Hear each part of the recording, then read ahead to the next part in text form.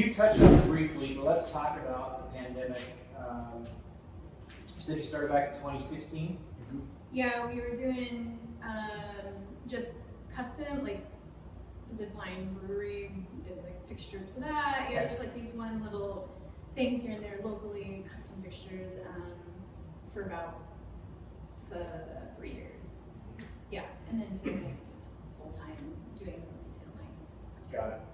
So when everything shut down, how did the pandemic affect your business? Well, I think, as I was saying, like there was that shift to a lot of like people working from home, and they stayed home for all day, and they were on Pinterest and Instagram. Like we got a lot of new clients from Pinterest and Instagram. Yeah. So I think our industry as a whole really kind of blew up.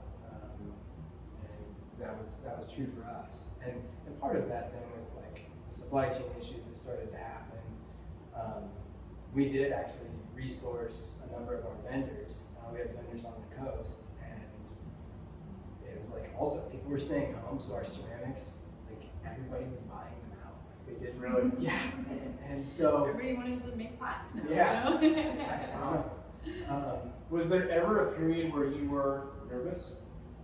Or did it really, I mean, as soon as things shut down, did it really kind of translate to being busy for you guys?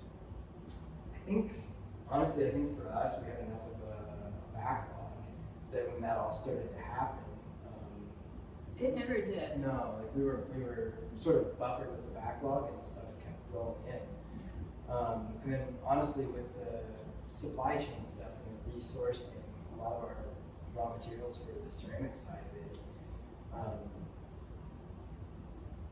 I try to keep a healthy amount of material on hand, and I started to hear news of that, and so I started to like poke with all of our suppliers to understand where they were at. So I think we had a pretty good heads up to know what was. I saw the writing on the wall, I guess. Sure. And honestly, out of that, we found a great supplier in South Dakota. Okay. And it's another small business. Mm-hmm. We call and talk to the same person every time. It's Nice. they still send us a handwritten invoice. Like there's just something about it. It's really great to have that kind of interaction, which was very different than our suppliers before. Sure. So Yeah, so that was a good thing that came out of it, is to resource their vendors in that way. But yeah, now that COVID is past, we're experiencing the dip that probably everybody else felt in 2020, just with, people are not spending their money on vacations that they didn't have the past 2 years, and home renovations are not as big of a deal, perhaps. But yeah, I think that our market, while it's a high-end market, I think they're more sensitive to the markets. Yeah. And now that I think that things are, I don't know if they're evening out or they're just more comfortable with ambiguity, it's starting to come Big back like that. at the end of the year here. So yeah, that's been an interesting, right? As a small business, you feel, I mean, the last time we had all these dips in the market, I was like, I don't know, you were working at the college, you just don't feel it unless you're a small business owner, and then you're like, wow, this makes a huge impact on our lives. Yep. So I was in grad school. yeah. We're super buffered.